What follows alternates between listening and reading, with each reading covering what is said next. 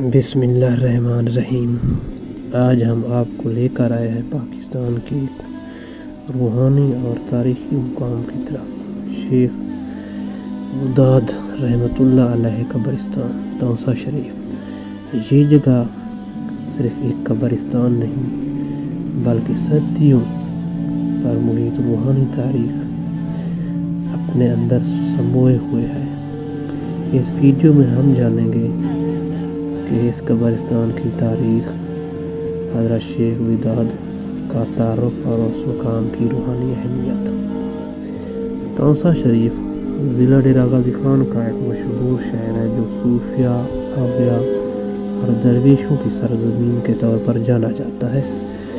یہی وہ شہر ہے جہاں حضرت خواجہ غلام فرید جیسے عظیم صوفی نے اپنی زندگی کے کچھ ایام بسر کیے۔ توسہ شریف ہمیشہ سے علم، تصوف اور روحانیت کا مرکز رہا ہے۔ حضرت شیخ وداد رحمۃ اللہ علیہ ایک نیک، پرہیزگار اور اللہ والے بزرگ تھے۔ آپ کی زندگی سادگی، عبادت اور خدمت خلق سے بھرپور تھی۔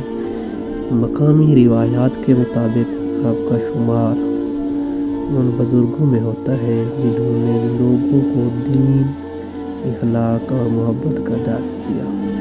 تاریخی کتابوں میں آپ کے حالات زندگی کم ملتے ہیں، مگر بزرگوں کی کرامت اور کردار ان کی پہچان بن جاتے ہیں۔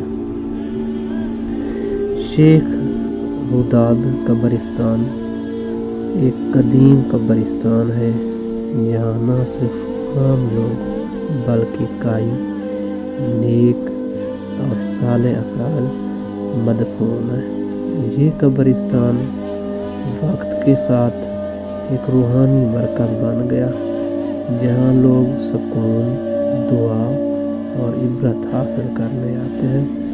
پرانے وقتوں میں یہاں دفن ہونا باعث سعادت سمجھا جاتا تھا کیونکہ یہ مقام ایک بزرگ کی نسبت رکھتا ہے۔ مقامی لوگوں کا ماننا ہے کہ یہاں آ کر دعا کرنے سے دل کو سکون ملتا ہے۔ لوگ فاتحہ خوانی کرتے ہیں اور اپنے مرحومین کے لیے ایصال ثواب کرتے ہیں۔ اسلام میں اصل اہمیت دعا اور نیت کی ہے اور بزرگان دین بھی ہمیں یہی سکھاتے ہیں کہ مدد صرف اللہ تعالیٰ سے مانگی جائے۔ شیخ وداد قبرستان سے کئی مقامی روایات جڑی ہوئی ہیں۔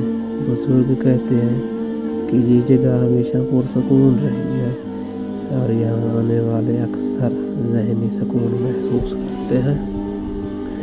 تاہم ان روایات کو عقیدت کے دائرے میں سمجھنا چاہیے، نہ کہ عقیدے کا حصہ بنا لینا چاہیے۔